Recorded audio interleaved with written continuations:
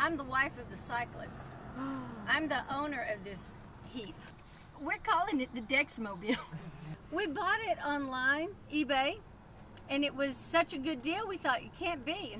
And we got it home. And then I started finding out the weak floor, the plumbing. It had been rat infested. We have had everything go wrong. We've lost the air conditioner on the engine. We have lost the generator. Oh, the microwave went.